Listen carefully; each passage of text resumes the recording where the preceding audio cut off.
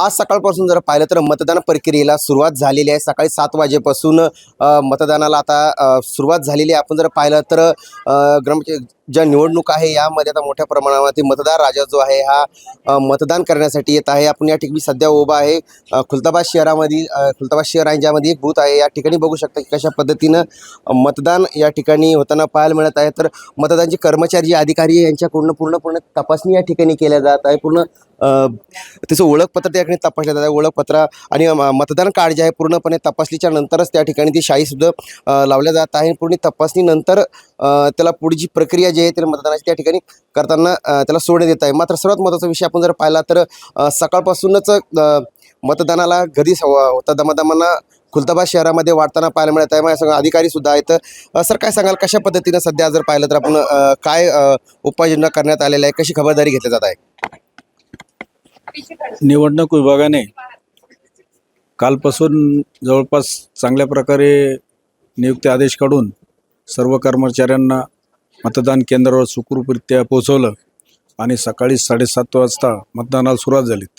मतदान सुरू झाल्यानंतर 9:30 पर्यंतची जी आकडेवारी आहे तर 7 ते 8 किंवा 9% पर्यंत मतदान गेलं होतं।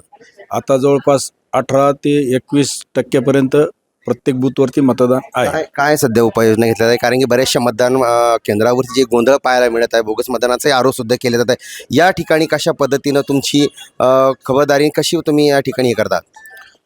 नाही, गोंधळ वगैरे हा प्रकार नाही, परंतु आता अपंग कर्मचारी किंवा अपंग मतदार असतात त्या मतदाराला कोणीतरी उमेदवाराचा प्रतिनिधी घेऊन आल्यानंतर दुसऱ्या पार्टीवाले त्याला हे करतात, परंतु तसा काही प्रकार नाही। त्यांना समजून सांगितल्यानंतर ते ऐकतात। मतदान ही चांगल्या प्रकारे आपण सुरळीतपणे पार पडून घेतो केंद्रावरती आणि नंतर समजून सांगितलं निघून जातं। कोण पाहणी करणार? अधिकारी कोण पाहणी करणार?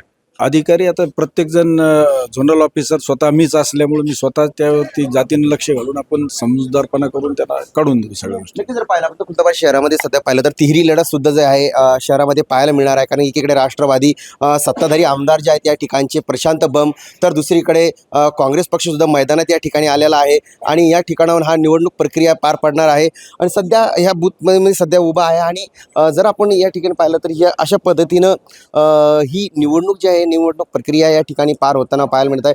खुलताबाद शहरामध्ये सकाळपासून जर पाहिलं तर 21% मतदान आतापर्यंत झालेलं आहे। मतदार राजा जो आहे हा आपला मतदान त्या ठिकाणी करत आहे।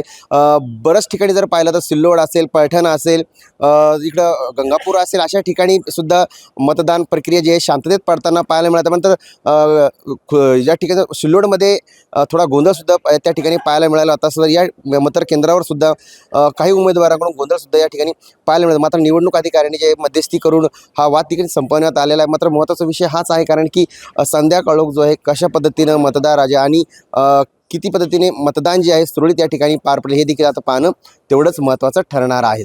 story.com साठी मी देवराज, छत्रपती संभाजीनगर, खुलताबाद।